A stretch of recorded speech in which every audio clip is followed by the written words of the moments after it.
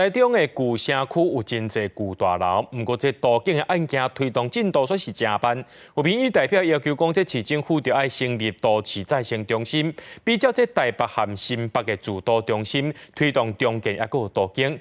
不过市政府表示讲，真侪老厝的产权真复杂，市政府是真歹介入，也会继续来推动辅导。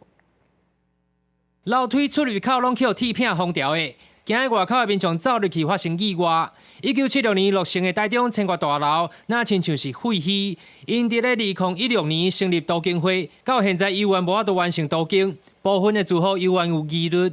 管委会是认为百姓同意都更的标准太过悬。都更以后，我的房子在哪里？我现在还不知道。那你叫我什么都更？懂不懂意思？我的规划我在哪里？我本来在1楼，现在会跑到哪里去？不知道。所以你要给我一个答案，就是我可以住哪里？这房子已经40年，有些已经3代5代了，真的是比较不好整合。针对这一种旧房子，是不是有一个专案，能够比例不要这么多，不然会很困难。台中市旧大楼都更已经核准的有112案，其中伫咧旧城区包括千华大楼、关北大楼、金园大楼、明星大楼等都更案，各单由员拢卡关推动困难。有民代建议市府应该成立都市再生中心，专力推动围绕重建甲都更。地方文书工作者赞成设立专职的单位负责旧城翻新，但是重建了后建物应该纳入在地文化元素。保存历史的记忆。为什么没有办法都更？那就是因为没有一个部门来全权负责。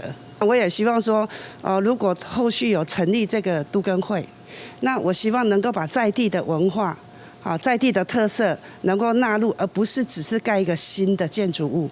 都发局目前获内政部经费补助，办理推动都市更新专案办公室计划。研议成立都市更新处及行政法人都更中心的可行性。